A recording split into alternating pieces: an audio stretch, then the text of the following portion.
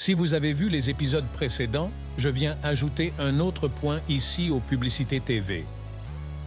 Leur technique sournoise.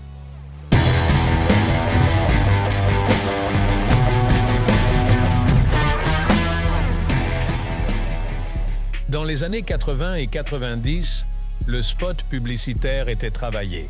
Une trentaine de secondes bien fignolées, où chaque seconde était optimisée pour marquer le spectateur. De nombreuses pubs racontaient une histoire. C'est d'ailleurs à cette époque que Culture Pub sur M6 a vu le jour. Désormais noyé dans une masse protéiforme et inepte, aujourd'hui, c'est une toute autre histoire.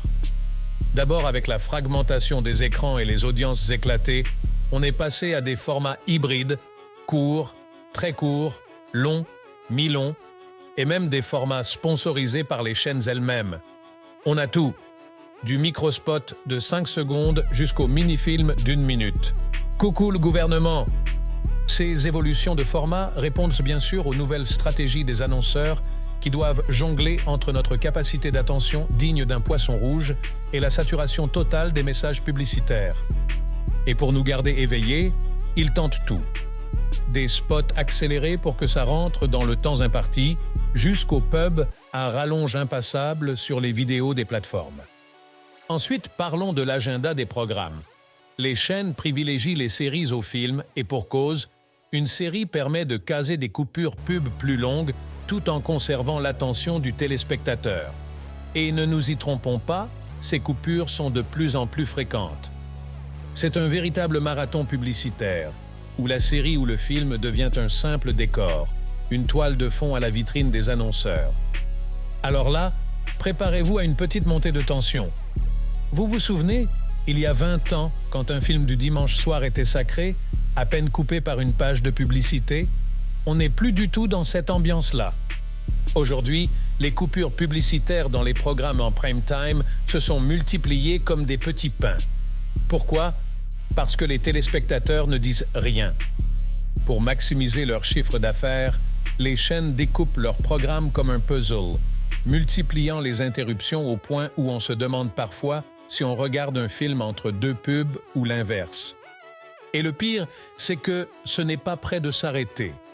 Les chaînes continuent de gratter des marges, négociant petit à petit de nouvelles flexibilités avec la loi pour insérer des pubs à la limite du raisonnable. Ah, la cerise sur le gâteau de l'arnaque. Vous avez sans doute remarqué que le volume des publicités semble souvent bien plus fort que celui du programme. Et là, c'est tout un art. On appelle ça la compression sonore. Techniquement, la pub n'est pas plus forte en décibels. C'est juste qu'on joue sur la dynamique des sons. Les chaînes manipulent les basses, les aigus et les niveaux pour rendre les pubs plus présentes. Elles augmentent les sons moyens, ce qui donne cette impression de volume insupportable, alors que le niveau sonore reste légalement dans les clous. Ça, c'est un véritable coup de maître. Et même le CSA avait dû intervenir en imposant des règles pour limiter ces écarts de volume. Mais franchement, ces règles sont contournées plus vite que la sobriété à l'Assemblée. On en est arrivé au point où certaines pubs sont conçues spécifiquement pour être aussi agressives que possible, avec des voix criardes et des effets sonores intenables pour nous attraper l'oreille, qu'on le veuille ou non. Et la dernière endofade, la meilleure, arrivera avec ceux qu'ils appellent la publicité segmentée. La publicité proche du peuple. Celle qui étudie votre box Internet pour vous atteindre le plus perfidement. Vous avez consulté des trombones sur Google depuis votre téléphone? Une publicité vous sera affichée lorsque vous regarderez une émission à la noix sur TF1 ou autre. Rigolez pas, c'est en cours d'installation. En conclusion, soyez indépendants.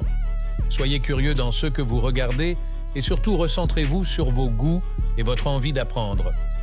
On peut vous aider à cela avec Contre TV. Ne soyez pas timide, rejoignez-nous.